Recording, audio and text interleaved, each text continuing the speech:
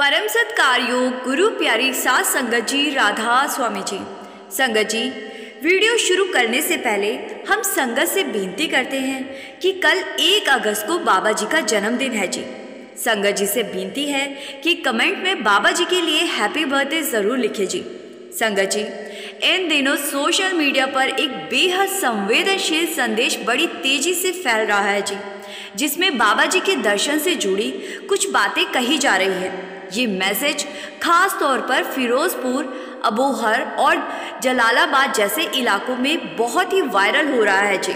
और social media पर कोई भी मैसेज सिर्फ किसी खास जगह तक सीमित नहीं रहता और जल्दी ही पूरे देश में वायरल हो जाता है जी। इसीलिए हम आपसे हाथ जोड़कर प्रार्थना करते हैं कि जो बात अब हम आपके सामने रखेंगे उसे ध्यान से सुने जी और समझे, और अगर आपको सच्ची लगे तो अपने जीवन में भी अपनाने की कोशिश ज़रूर करें जी। इस बात को बताने के बाद हम आपके साथ बाबा जी के जन्मदिन पर बाबा जी से जुड़ी कुछ ऐसी सच्चाइयाँ भी आपसे साझा करेंगे जो आपने शायद पहले कभी नहीं सुनी होगी जी। इसीलिए आपसे निवेदन है कि वीडियो को अंत तक ज़रूर सुने जी, क्योंकि अगर आप बीच में ही छोड़ देंगे तो हो सकता है आप कुछ बेहद अहम बातें मिस कर दें। अब बात करते हैं उस वायरल मैसेज की। उसमें कहा गया है कि बाबा जी अब सिर्फ 2 वक्त गद्दी पर बैठेंगे। पहली बार सुबह 9 बजे से दोपहर 1 बजे तक और दूसरी बार दोपहर 3 बजे से शाम 6 बजे तक। साथ ही ये भी लिखा है कि संगत सिर्फ माथा टेक सकती है, लेकिन बाबा जी दर्शन नहीं देंगे, यानी संगत दूर से ही बाबा जी को माथा टेक सकती है। संगत जी, सबसे पहली बात तो ये है कि इस तरह के संदेशों को फैलाने वालों से हमारा नम्र निवेदन है कि कृपया ऐसा ना करें। ये कोई सरकारी दफ्तर या डॉक्टर का क्लिनिक नहीं है जी, जहाँ समय तय होता है, सुबह की शिफ्ट, दोपहर का ब्रेक और फिर शाम का समय। ये बात एक महान संत के जीवन से जुड़ी है जी, और संतों का रहन सहन, उनका तरीका और समय निर्धारण सांसारिक ढंग से नहीं होता। वो आत्मिक अनुशासन पर आधारित होता है जी, ना कि किसी बायोमेट्रिक टाइम टेबल पर। ऐसे संदेश भ्रम फैलाते हैं और संगत के मन में व्यर्थ की शंका पैदा करते हैं जी। मैसेज में ये भी कहा गया है कि जब ब्यास में शुक्रवार, शनिवार और रविवार को सत्संग होता है तो उन दिनों बाबा जी गद्दी पर नहीं बैठेंगे। संगत जी, ये सब अफवाहें हैं जिनका कोई आधिकारिक स्रोत नहीं है, और यही वजह है कि डेरा समय समय पर स्पष्ट करता रहा है कि डेरे का सोशल मीडिया से कोई भी संबंध नहीं है जी। ना डेरा व्हाट्सएप पर है, ना फेसबुक पर, ना ही किसी और सोशल मीडिया प्लेटफॉर्म पर। केवल एक आधिकारिक यूट्यूब चैनल है जहां बाबा जी के सत्संग और सवाल जवाब के वीडियो अपलोड किए जाते हैं जी। इसीलिए जब भी कोई मैसेज व्हाट्सएप या अन्य किसी माध्यम से आपको मिले तो बिना सोचे समझे उसे आगे ना भेजें। आप चाहे तो अपने सेंटर के किसी सेवादार या सेक्रेटरी साहब से उस मैसेज को कंफर्म करवा सकते हैं, जिससे कि आपको पता लग जाए कि इस तरह के मैसेज में बताई गई बात सच है या सिर्फ एक अफवाह।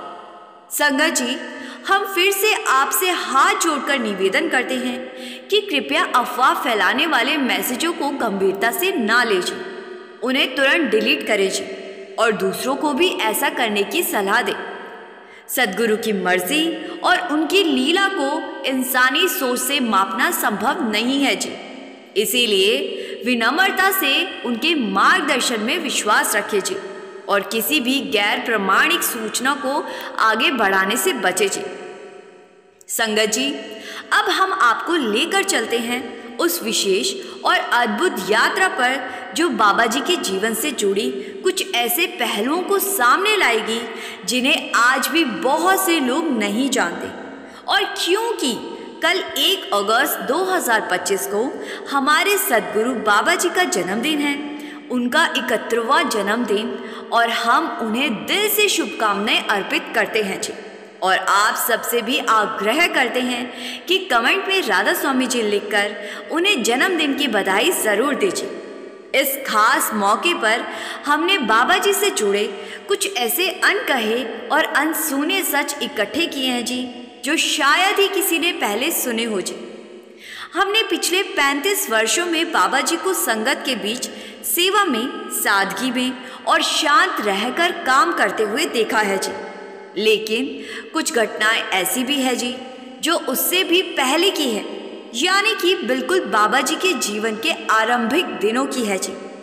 आज हम उन्हीं पलों से पर्दा उठाने जा रहे हैं जी। संगत जी, एक घटना तो ऐसी है जब बाबा जी खुद कांपने लगे थे जी, और कुछ देर के लिए अपना नाम तक भूले बैठे थे जी। लेकिन उससे पहले चलिए शुरू करते हैं उस चमत्कारिक क्षण से जब बाबा जी का जन्म हुआ था जी। 1 अगस्त 1954 को जब बाबा जी ने इस धरती पर जन्म लिया, तो उस दिन कुछ ऐसा हुआ जिसे सामान्य नहीं कहा जा सकता। जन्म के बाद पूरे 3 दिन और कुछ घंटे बीत गए, लेकिन बाबा जी ने अपनी आंखें नहीं खोली जी। आमतौर पर नवजात शिशु कुछ ही समय में आंखें खोल देते हैं, लेकिन जब इतने लंबे समय तक बाबा जी की आंखें बंद रही तो उनके माता पिता बहुत चिंतित हो उठे, और ये चिंता स्वाभाविक भी थी। किसी भी माता पिता के लिए इतना इंतज़ार बेहद भारी होता है। आखिरकार जब मन में बेचैनी और चिंता का बोझ बढ़ने लगा तो बाबा जी के पिताजी ने ये बात हजूर महाराज जी को बताई और उनसे आग्रह किया कि वे घर आकर बच्चे को देखें। अब जो संगत इस तथ्य से परिचित नहीं है, उन्हें हम बता दें कि हजूर महाराज जी बाबा जी के मामा जी थे। जब हजूर जी घर पहुँचे तो उन्होंने बड़े ही प्रेम से छोटे से बच्चे यानी कि बाबा जी को अपनी गोद में उठाया। पास ही एक छोटी कटोरी में शहद रखा था। उन्होंने अपनी उंगली उसमें डिबोई और बहुत ही स्नेह से वो उंगली बाबा जी के होठों पर रख दी। फिर उन्होंने पंजाबी में कहा, हुंता खोल ले अक्खां। संगत जी, ये शब्द जैसे ही बोले गए मानो कोई अदृश्य शक्ति सक्रिय हो गई जी। बाबा जी ने उसी क्षण अपनी आंखें खोल दी और बाबा जी ने इस संसार में अवतार लेने के बाद सबसे पहले अपने सद्गुरु यानी कि हजूर महाराज जी के दर्शन किए जी। ये क्षण केवल एक पारिवारिक राहत नहीं बल्कि एक रूहानी संकेत भी था जी।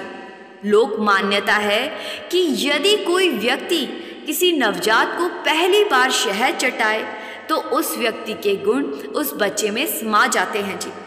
अब ये बात वैज्ञानिक दृष्टि से भले ना जांची गई हो, लेकिन बाबा जी के व्यक्तित्व को देखकर ऐसा प्रतीत होता है कि वो प्रेम, वो ऊंचाई, वो गहराई सब मानो हजूर महाराज जी से उन्हें विरासत में ही मिली हो। अब संगत जी, जरा आगे बढ़ते हैं बाबा जी के बचपन की ओर। जब बाबा जी की उम्र करीब 5 साल की थी, तब एक दिन बाबा जी अपने माता पिता के साथ ब्यास पहुंचे। वहां पहुंचकर बाबा जी के माता पिता ने श्रद्धा से बड़े महाराज जी को प्रणाम किया। राधा स्वामी जी कहा, लेकिन बाबा जी शांत खड़े रहे। अब ये देखकर उनकी माता जी ने उन्हें समझाया। कहा, बेटा हजूर जी को सत श्री अकाल कहो। पर बाबा जी ने कोई प्रतिक्रिया नहीं दी जी। माता जी ने 2 बार 3 बार कहा, पर बाबा जी वैसे ही खामोश रहे। जब बार बार कहने के बाद भी उन्होंने कुछ नहीं कहा तो हजूर महाराज जी ने मुस्कुराते हुए कहा, बाबा जी को अपनी गोद में उठा लिया और कहा, ये मुझसे नाराज है। बाबा जी की माता जी ये सुनकर हैरान रह गई और कहने लगी, ये अभी तो यहाँ आया है, ये आपसे नाराज कैसे हो सकता है। तभी हजूर जी ने एक रहस्य भरी बात कही जी। उन्होंने कहा, बहन, इसकी मुझसे जो नाराजगी है ना, वो अब की नहीं है, ये बहुत ही पुरानी है। ये आत्मा इस संसार में आना ही नहीं चाहती थी। मैंने इसे जबरदस्ती बुलाया है, इसीलिए ये मुझसे नाराज है। संगत जी, ये कोई साधारण वाक्य नहीं था जी। ये वो आत्मिक संकेत थे जो केवल एक पूर्ण संत ही समझ सकता है। बाबा जी की माताजी उस पल को शायद पूरी तरह समझ नहीं पाई, लेकिन जब 1990 में बाबा जी ने सदगुरु की गद्दी संभाली, तब जाकर संगत को एहसास हुआ कि हजूर जी की वो बात कितनी गहरी थी। संगत जी, अब मैं आपको एक ऐसी बात सुनाने जा रही हूँ जिसे सुनकर शायद आपके चेहरे पर हल्की सी मुस्कान जरूर आ जाए। एक बार की बात है, हजूर महाराज जी संगत के बीच बैठे थे। बहुत ही सहज और सरल अंदाज में उन्होंने एक बड़ी गहरी बात कह दी। उन्होंने कहा, मैं तो प्यार से समझाता हूँ, इसीलिए मेरी बातों को मेरी संगत गंभीरता से नहीं लेती, लेकिन मेरे बाद जो सरकार आएगी वो डंडे वाली होगी और वो भजन सिमरन करवा कर ही मानेगी। संगत जी, जरा सोचिए, उस वक्त हजूर जी ने कितनी साफ और स्पष्ट भविष्यवाणी कर दी थी। वो कह रहे थे कि आने वाला समय थोड़ा कड़ा होगा, लेकिन उस कठोरता में भी एक माँ जैसा प्यार छिपा होगा। और आज जब हम बाबा जी को देखते हैं तो बिल्कुल यही बात महसूस होती है। जब ज़रूरत होती है तो बाबा जी डांट भी देते हैं, लेकिन वो डांट भी उतनी ही प्रेम से भरी होती है जितना उनका स्नेह। अब संगत जी, चलिए बाबा जी के बचपन की एक और बहुत ही मासूम और प्यारी बात की ओर चलते हैं। जब बाबा जी करीब 7 साल के थे तो वे अक्सर अपने मामा जी के घर यानी कि डेरा ब्यास जाया करते थे। हर बार जब वो लंगर में बैठते तो बड़ी चुपचाप से एक रोटी उठाकर अपनी जेब में रख लेते। एक दिन एक सेवादार ने ये देख लिया और जाकर हजूर जी महाराज जी से कहा, महाराज जी, आपका भांजा रोज लंगर की रोटी जेब में डालकर ले जाता है। हजूर जी ने ये सुनकर बस हल्की सी मुस्कान दे दी। वो जान चुके थे कि बाबा जी उस रोटी का क्या करते हैं। फिर भी उन्होंने सेवादार से कहा, कोई बात नहीं, तुम जाकर देखो कि वो रोटी का करता क्या है। अगले दिन वो सेवादार चुपचाप बाबा जी का पीछा करने लगा और जो उसने देखा उसे देखकर उसका मन भर आया। बाबा जी उस रोटी को छोटे छोटे टुकड़ों में तोड़कर कीड़े मकोड़ों को खिला रहे थे जी। जब सेवादार ने ये बात जाकर हजूर जी को बताई तो महाराज जी ने मुस्कुरा कर कहा, वो अपनी संगत तैयार कर रहा है। संगत जी, अब थोड़ा आगे बढ़ते हैं जी, बाबा जी की पढ़ाई की ओर। बाबा जी की स्कूलिंग हिमाचल में हुई और फिर उन्होंने अपनी कॉलेज की पढ़ाई पंजाब यूनिवर्सिटी चंडीगढ़ से पूरी की जी। पढ़ाई पूरी करने के बाद कुछ समय बाबा जी स्पेन में भी रहे, जहां उन्होंने एक होटल में नौकरी की। अब सुनिए स्पेन की एक घटना जी। एक दिन बाबा जी के 2 साथी जो उन्हीं के साथ स्पेन में काम करते थे, अचानक उनके कमरे में पहुंच गए जी। उस वक्त बाबा जी कमरे में मौजूद नहीं थे, तो दोनों दोस्त उनका इंतजार करने लगे। उन्हें भूख लगी थी तो उन्होंने सोचा कुछ खाने को ढूंढ ले। वो बाबा जी की रसोई की ओर गए और वहां जो उन्होंने देखा वो देखकर वो हैरान रह गए।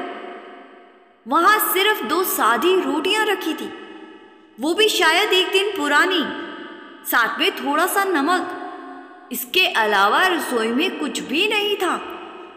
अब संगत जी, वो दोस्त ये देखकर अचंभित रह गए, क्योंकि वो जानते थे कि बाबा जी के पास पैसों या किसी सुविधा की कोई कमी नहीं थी। फिर भी खाने के नाम पर केवल सूखी रोटी और नमक। ये बात साफ बताती है कि जो आत्माएं मालिक से जुड़ जाती है उनका ध्यान ना खाने में होता है, ना कपड़ों में, ना भौतिक सुविधाओं में। उनका पूरा जीवन केवल एक ही दिशा में केंद्रित होता है और वो है मालिक का सिमरन, ध्यान और भक्ति। बाबा जी अगर चाहते तो स्पेन में रहते हुए हर दिन नए नए पकवान खा सकते थे, लेकिन जिन्होंने जीवन को उसकी असलियत में जान लिया हो, जिन्हें ये समझ आ गया हो कि शरीर को जिंदा रखने के लिए बस जितना जरूरी है उतना ही काफी है, वो संत उसी में संतुष्ट रहते। उनका दिल ना स्वाद में उलझा होता है ना दिखावे में, बस मालिक की याद और भजन ही उनका रस होता है। संगत जी, अब मैं आपको बाबा जी के जीवन से जुड़ी एक ऐसी घटना सुनाने जा रही हूँ जो ना सिर्फ चौंकाने वाली है जी, बल्कि बहुत ही भावुक कर देने वाली बात है जी। बात उन दिनों की है जब बाबा जी स्पेन में नौकरी कर रहे थे। एक दिन हजूर जी महाराज जी ने खुद उन्हें फ़ोन किया और बड़े ही प्यार से पूछा, बेटा भारत कब आ रहा है? बाबा जी ने उत्तर दिया, महाराज जी मैं 3 महीने की छुट्टी लेकर भारत आने की तैयारी कर रहा हूँ और उस पूरे समय को सेवा में लगाना चाहता हूँ। इस पर हजूर जी ने कहा, तुझसे एक खास सेवा लेनी है, इसीलिए जितना जल्दी हो सके आ जाओ। बाबा जी भारत लौट आए और डेरा ब्यास में सेवा में लग गए। फिर कुछ ही समय बाद हजूर महाराज जी ने डेरा के कुछ विशेष लोगों की एक गोपनीय मीटिंग बुलवाई। उस बैठक में बाबा जी के पिताजी भी मौजूद थे, लेकिन बाबा जी को उस कमरे से बाहर ही बैठने के लिए कहा गया। मीटिंग कुछ घंटों तक चली। जब दरवाजा खुला और बाबा जी के पिताजी बाहर आए तो उन्होंने आगे बढ़कर बाबा जी के चरणों में झुककर प्रणाम किया। ये दृश्य देखकर बाबा जी चकित रह गए। वो बिल्कुल नहीं समझ पाए कि उनके पिता ऐसा क्यों कर रहे हैं, लेकिन कुछ ही देर में स्पष्ट हो गया कि बाबा जी अब डेरे के अगले सद्गुरु के रूप में बैठने वाले हैं जी। इसके बाद वहां मौजूद लोगों के सामने एक वसीयत पढ़ी गई। जैसे ही उस वसीयत में बाबा जी का नाम बतौर अगले सद्गुरु पढ़ा गया, बाबा जी बिल्कुल हैरान रह गए, बिल्कुल स्तब्ध रह गए। वो अपनी सुध-बुध खो बैठे, उनके हाथ पांव कांपने लगे। और इतना ही नहीं, बाबा जी अपना ही नाम लेकर बार बार यही कह रहे थे कि कौन है ये जो हजूर के इतना करीब है और जिसे मैं जानता भी नहीं हूं। करीब 15-20 मिनट तक बाबा जी की हालत वैसी की वैसी ही बनी रही। फिर किसी ने उन्हें गले लगाया, पानी पिलाया, उन्हें संभालने की कोशिश की। बाबा जी उस समय सिर्फ यही कह पा रहे थे, मैं तो सेवा के इरादे से 3 महीने की छुट्टी लेकर आया था, लेकिन मेरे कमजोर कंधों पर इतनी बड़ी जिम्मेदारी डाल दी गई। संगत जी सोचिए, ये कोई साधारण जिम्मेदारी नहीं थी जी। पूरे संत मत करोड़ों आत्माओं का मार्गदर्शन, ये कार्य बहुत बड़ा और बहुत ही भारी था जी। ऐसे में बाबा जी का घबराना बहुत ही संभावित था। अब सुनिए बाबा जी से जुड़ी एक और बहुत ही सुंदर बात जी। आज जब हम बाबा जी को खुली कार में संगत को दर्शन देते देखते हैं, तो जान लीजिए इस परंपरा की शुरुआत खुद बाबा जी ने ही की थी। उनकी सोच थी कि संगत को भीड़ में धक्के ना खाने पड़े, किसी को कोई तकलीफ ना हो। वो खुद भले ही धूप में चले, लेकिन उनकी संगत को चैन और सुकून मिले। ओपन कार दर्शन हो या पैदल दर्शन, बाबा जी संगत को अपने तक आने की भी तकलीफ नहीं उठाने देते। बाबा जी खुद ही संगत के बीच जाकर दर्शन दे देते हैं। जब बाबा जी को ये जिम्मेदारी सौंपी गई थी, तब उनकी उम्र महज 36 साल थी। इतनी कम उम्र में उन्होंने दुनिया भर की आत्माओं के आध्यात्मिक कल्याण की जिम्मेदारी अपने कंधों पर ले ली। और तब से लेकर अब तक, यानी कि पिछले 35 सालों से बाबा जी की बिना रुके बिना थके हमें उस मालिक की ओर खींच रहे हैं। इन वर्षों में बाबा जी ने अनगिनत रूहों को नामदान दिया, उन्हें भजन सिमरन की राह दिखाई और सच्चाई के मार्ग पर चलने की प्रेरणा दी। बाबा जी ने कभी धर्म, जाति या मजहब में भेदभाव नहीं किया। आपने देखा ही होगा, बाबा जी मंदिरों में भी जाते हैं, मस्जिदों में भी सजदा करते हैं, गुरुद्वारों में शीश भी झुकाते हैं। उनका एक ही संदेश है, रास्ता चाहे कोई भी हो, मंजिल एक ही है और वो है मालिक। इसीलिए संगत जी, हमें हर दिन उस मालिक का शुक्रिया अदा करना चाहिए जिसने हमें बाबा जी जैसे सद्गुरु की शरण में आने का सौभाग्य दिया। हम वाक्य में ही बहुत भाग्यशाली है कि हमें ये जीवन बाबा जी के चरणों में बिताने का अवसर मिला। एक बार आप सबसे फिर से विनती है जी कि बाबा जी को कमेंट में हैप्पी बर्थडे जरूर लिखिए जी। गुरु प्यारी सात संगत जी, राधा स्वामी जी।